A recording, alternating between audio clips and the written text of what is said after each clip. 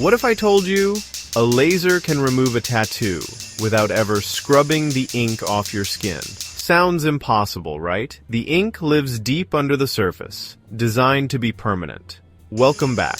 This is the smart side, where we learn how the world actually works. Today, we're breaking down the science of laser tattoo removal, why it takes multiple sessions, what that strange frosting is, and why some colors are a nightmare to remove. Okay, first, a quick tattoo refresher, because this explains everything. When you get a tattoo, needles deposit ink into a deep, stable layer of skin, called the dermis. Your body noticed the ink immediately and went, "Hey, that doesn't belong here."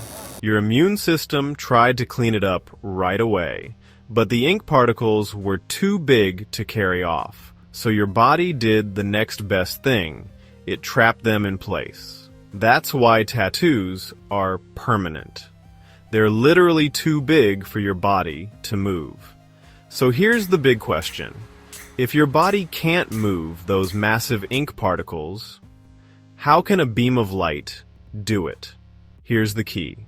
The laser doesn't burn the tattoo off. Instead, it hits the ink so fast and with such intensity that it shatters the ink into microscopic fragments, pieces small enough for your immune system to finally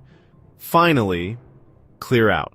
Think of it like this. A tattoo is a collection of heavy boulders stuck in your skin.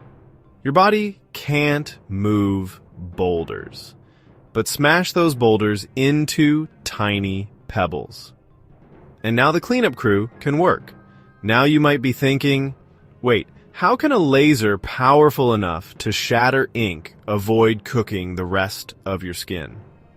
It comes down to two things, the wavelength of the light and the speed of the pulse. Let's start with color. Tattoo ink is made of pigments, and different pigments absorb different colors of light. Removal lasers are tuned to wavelengths the ink absorbs, but the skin mostly ignores. When the ink absorbs that concentrated light, it heats up at a staggering rate.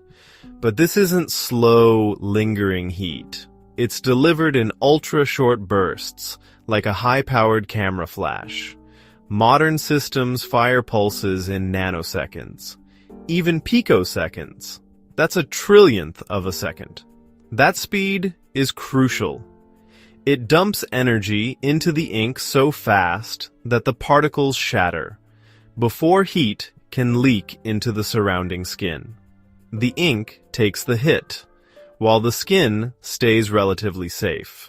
And here's the coolest part. It's not just heat doing the work. The energy hit is so sudden, it creates a tiny pressure shock wave, the photoacoustic effect. A microscopic pop of pressure that helps crack the ink apart. Now, let's talk about that weird moment when the tattoo turns white. Like it's been frosted over. That's called frosting. It happens because the laser heats tiny amounts of moisture in the skin so rapidly that microscopic gas bubbles form near the surface. Those bubbles scatter light, making the skin look temporarily pale. It's a sign the laser hit its mark. But here's what surprises most people. Even after the laser shatters the ink, the tattoo doesn't disappear. Not yet. Because shattering the ink is only step one. Step two is your body doing the heavy lifting, and that takes weeks. After each session, your immune system slowly hauls away those tiny ink fragments through your lymphatic system. That's why treatments are spaced far apart. Break more ink, your body clears it, then you repeat the cycle until it's gone. This also explains why some people see faster results than others. If you have great circulation, the ink clears faster. Tattoos closer to the heart usually fade easier than ones on hands, ankles, or feet. Now, why are some colors so much harder to remove? Because physics is picky.